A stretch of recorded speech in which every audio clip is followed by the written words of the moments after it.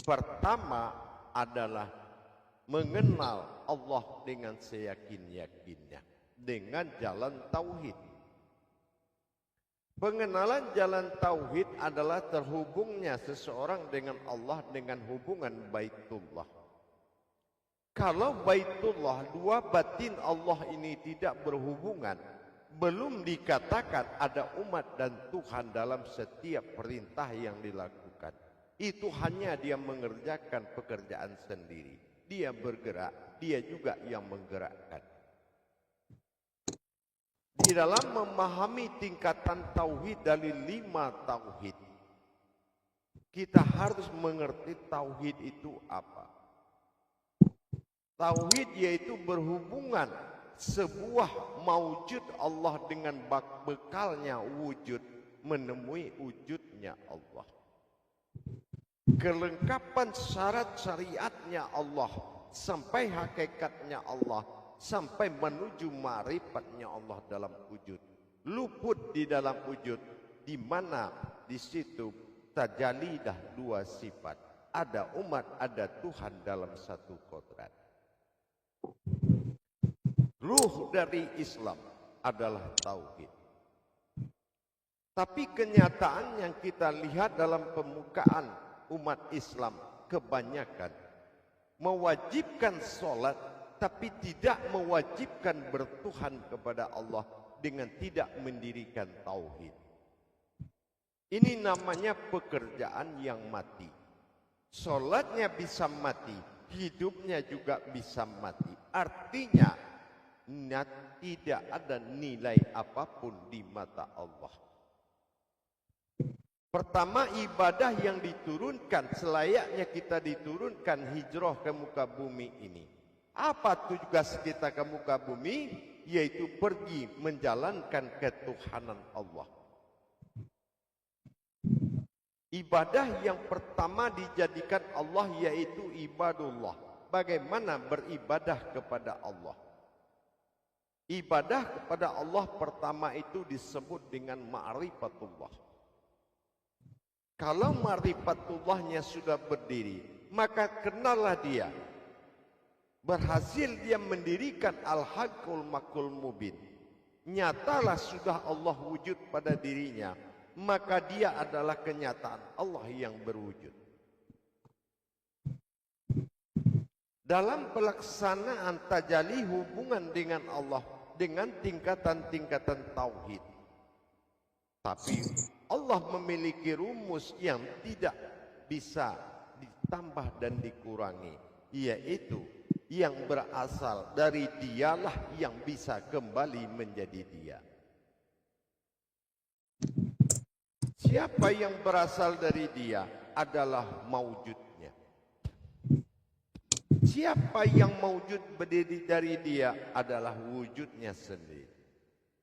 Siapa yang menjadi wujudnya adalah wujudnya sendiri. Wujud adalah wujud yang bermaut. Ini yang dikatakan dengan wujud lam jalalah dan alif tersiar atau sir. Dengan demikian, aras yang dimaksud adalah kodrat titik awal mula jadi. Qudsi yang dimaksud adalah hayat alif sir. Dan keramat yang dimaksud oleh Allah itu adalah lam jalalah yang menjadi rasa. Bertubuh akan hayat rahasianya Allah. Sirnya Allah menjadi tubuh. Lam jalalah menjadi rasa. Dan kodrat adalah menjadi gerak atau wujud kodratnya yang menggerakkan. Dengan kekuasaan aras qudsi dan keramat, maka Allah memerintahkan kepada zat awal yang mulai jadi untuk berwujud. Apa wujud yang dijadikan Allah? Sir, kodrat yang ada pada wujud aras qudsi dan keramat diwujudkan oleh Allah dalam bentuk awal mula jadi, yaitu awal yang menjadikan semuanya. Batin, zat, dan nur. Batin, zat, dan nur adalah satu kesatuan yang berawal batin, asalnya zat. Zat mendirikan sebuah nur, yang akan nur menjadi suatu hayat alam, dan zat akan menjadi kodrat yang hayat, dan batin yang akan menjadi wujud. Maka dengan kodrat yang awal semuanya mulai jadi, penyebab semua terjadi, maka dijadikanlah oleh Allah. Pertama yang dijadikan kepada maujudnya sendiri, batin berwujud menjadi kodrat, zat mewujud menjadi iradat, dan nur mewujud kepada hayat atau bernama ilmu.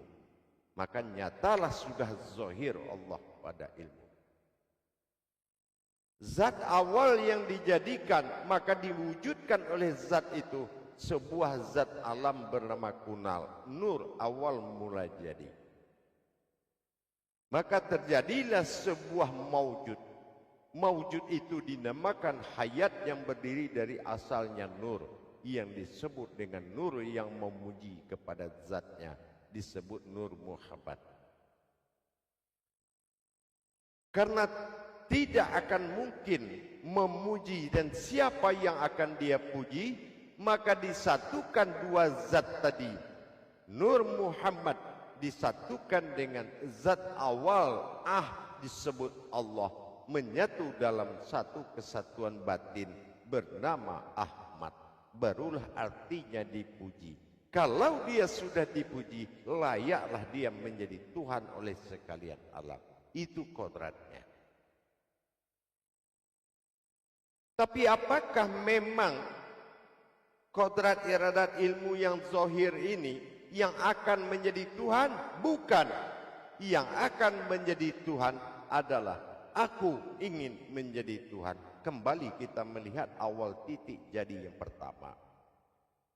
Tiga rahasia lam jalalah yang ada pada kodrat wujud aku, inilah yang akan masuk bertajali ke dalam batin zat dan nur menjadi wujud. Berarti sudah 6 kodrat. 6 kodrat tadi adalah berwujud dan bermaujud kepada kodrat iradat ilmu, sehingga nyatalah 9 martabat Allah di dalam maujud tadi. Martabat Allah inilah yang dikatakan zahir, yang bernama sifat diri pantulan. Pantulan siapa? Pantulan lam jalalah tadi. Dari 3 kesempatan untuk berwujud, ini yang dikatakan aku. Kalau memang wujud itu yang wujud bermaujud, maka nyatalah aku yang meliputi maujud tersebut. Kalau sudah aku yang meliputi wujud maujud tersebut, berarti tubuh yang dimaksud adalah alif sir hayat. Maka betul jasad ini adalah hayat. Yang kedua, yang dikatakan dengan wujud ada akulah kodrat, masuklah titik wujud awal pada jantung aras penggerak daripada hayat. Dan masuk yang ketiga, lam jajalah menjadi sir rasa, maka menjadi si baharu pada tubuh. Akhirnya menjadi tubuh lahu yang berawal lahu, lahi, dan laha. Awalnya lahu, setelah itu lahi, akhirnya laha. Innallahu, innallahi, innallaha, inna lillahi. Nyatalah wujud aku. Berarti benar kalau itu adalah wujud dari diri sifat yang telah ditelan tubuh oleh penampakan sir alifnya tadi, lam jalalah. Yang kedua, lam jalalah menjadi sir rasa. Rasa menjadi si baharu. Berarti tubuh itu adalah ayat alat untuk merasakan. Dan yang ketiga adalah wujud titik satu aras penggerak jatuhnya kepada wujud batin tunggal yang ada di dalam batin jantung. Berarti sudah menjadi aku. Mawujud itulah yang menjadi aku. Dengan adanya kita berabitah dan berwasilah dengan zikir dan rabitah atau dikatakan tasbih, maka nyatalah aku ingin jadi Tuhan. Dan telah kita perjalankan, nyata sudah dia menjadi Tuhan, sembahan dari sekalian alam. Dalam perbuatan tajalli tersebut, disinilah Allah menitipkan suatu nur ma'in, yaitu sebuah yang maha. Nur ma'in adalah kodrat maha bagi Allah. Dialah yang melihat, maha tahu, maha melihat, maha kuat. Itu nur ma'in, sebuah pandangan yang memiliki kekuatan. Berbeda dengan nur ma'ni, hanya memandang tapi tak memiliki kekuatan. Dengan demikian, apa yang dikatakan nur tenggelam dengan zat-zat tenggelam kepada batin al-haq. Al-haq menjadi diri halus zahir menjadi diri sir jadinya. Ingat perjalanan, menjadi diri sir. Kalau memang itu aku, kalau kita pada posisi dia, itu batin zat dan nur, itu dia. Kalau aku kembali kepada tiga wujud awal tadi, aras, kursi dan keramat, kalau dia masuk, dia akan menjadi aku. Tapi kalau dia menyaksikan, maka kodrat itu akan menjadi dia. Batin zat dan nur di dalam wujud Muhammad. Tetapi kalau aras, kursi dan keramat, bukan wujudnya Muhammad. Muhammad berwujud Adam dan berupa-rupa aku dalam wazir. Wazir adalah penampakan diriku sendiri. Kalau Muhammad diserahkan kodratnya kepada Adam, Adam bukannya Nabi Adam. Adam adalah sebuah kodrat perjalanan Allah dan Muhammad. Alif dal mim, itu Adam. Dengan zohir yang dia serahkan, maka Adam inilah yang berwujud. Karena dia zohirnya Muhammad, itulah yang menjadi Muhammad bin Abdullah. Tapi zat kunal yang berdiri, yang meliputi sir Allah, itu yang akan menjadi Muhammad Khadim Az-Zati.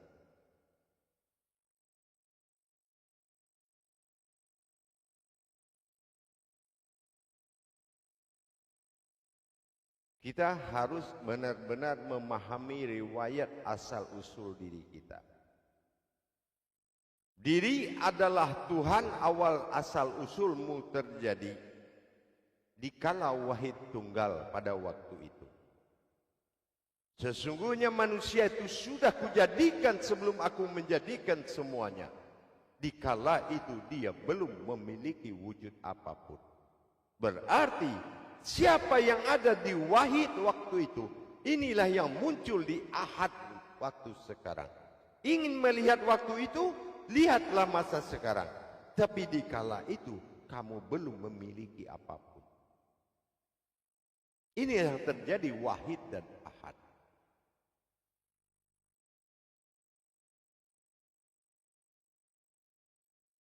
Inilah pentingnya tauhid. Kalian jemaah dididik di sini untuk diturunkan membawa kebenaran ke tengah-tengah umat Islam. Mendirikan wajib bertauhid. Baru ada dasarnya wajib sholat. Kalau tidak awal wajib tauhid, dari mana datangnya wajib sholat? Karena sudah nyata dalam tauhid mana yang Tuhan, mana yang umat. Disitulah baru disahkan hubungan ini di dalam tauhidin. Tetapi di dalam tauhidun semuanya berasal dari yang satu. Allah adalah suatu kodrat yang bernama Allah. Alif lam lam ha a. Dan berwujud dan berupa pada kodrat zat kunalnya disebut dengan Muhammad. Allah berwujud kepada maujud Muhammad. Dan Muhammad adalah zahirnya Allah. Tetapi itu adalah nama jabatan, yaitu tahta ketuhanan bernama Allah, tata keumatan bernama insan. Itu tahta. Tetapi akulah yang berwujud Allah dan bermaujud Muhammad. Aku kembali kepada wujud tunggal.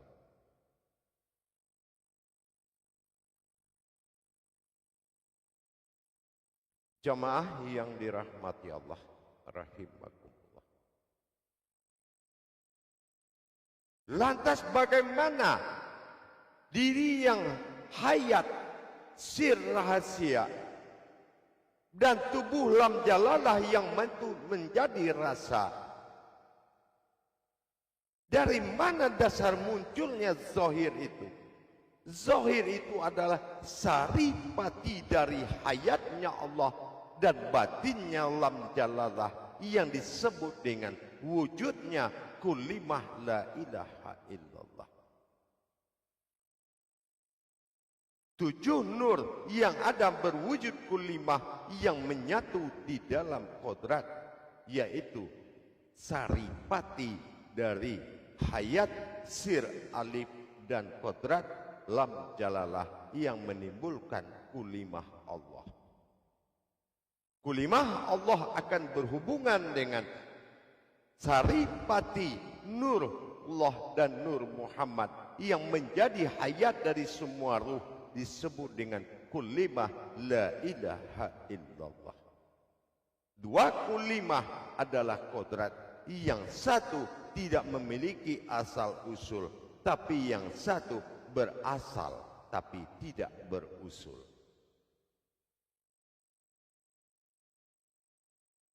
7 nur itu kita lihat pada posisi jasad kita. Di dalam kulit, daging, urat, dan tulang terbentuk 7 cahaya, 7 warna. Maka di dalam kodrat manusia terdapat saripati kulimahnya Allah, yaitu kulimahnya la ilaha illallah yang meliputi sekalian alam.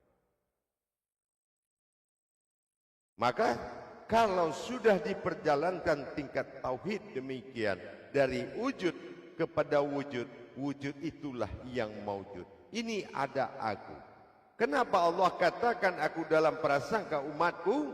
Apabila kamu bisa menghadirkan hanya sebatas kodrat batin zat nur, maka kamu dipanggilnya dia dengan modal hanya kodrat fanafilah wal baqaumbilah. Ini digunakan kepada puncak ibadah yang tertinggi, yang tidak berurat dan tidak berdarah. Kalau hanya kamu sebatas beribadah dengan kodrat amaliyah, maka tertinggi kodratmu adalah mawujud Allah yang terlihat oleh semua ruh pada alam ini, yaitu kodrat iradat ilmu. Kodrat adalah jantung, iradat adalah rohani, dan ilmu adalah penampakan jasad. Paling rendah segitu.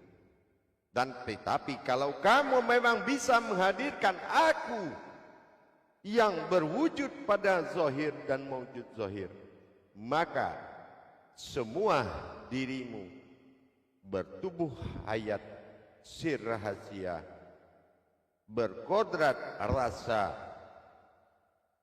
dan beraras kepada wujud awal jantung. Maka itu dikatakan tubuh lahu. Kalau hanya ditubuhlahi, sifatnya itu hakikat.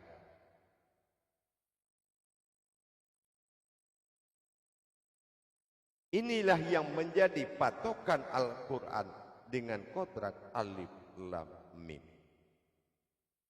Kalau sudah Allahu a'lam benar, kamu telah membaca dirimu sendiri, yaitu Al-Quran, barulah Al-Quran itu membawa berkah ke dirimu. Tapi kalau kamu hanya membaca batasan surat, maka kamu hanya batasan memelihara jasad. Bukan ayat pada tubuh, bukan hayat pada rohani, bukan batin pada wujud batin jantung. Inilah yang akan menjadi pandangan awal, yang mana sekarang tauhid ini tidak diperdulikan banyak umat. Padahal tidak akan ada 4 rukun Islam lagi kalau rukun pertama syahadah ahad belum bertemu dengan ahadnya dan belum mengalami tauhid berhubungan tafrid dalam rasa tajrid dan mengalami semua pengakuan itu dusta belaka.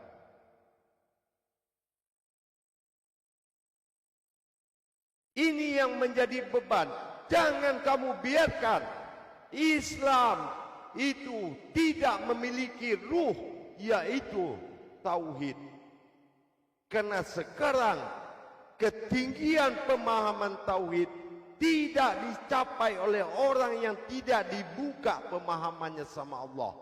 Maka terjadilah pengikut-pengikut perbuatan tanpa hayat. Artinya Islam bisa mati tanpa ruhnya tauhid.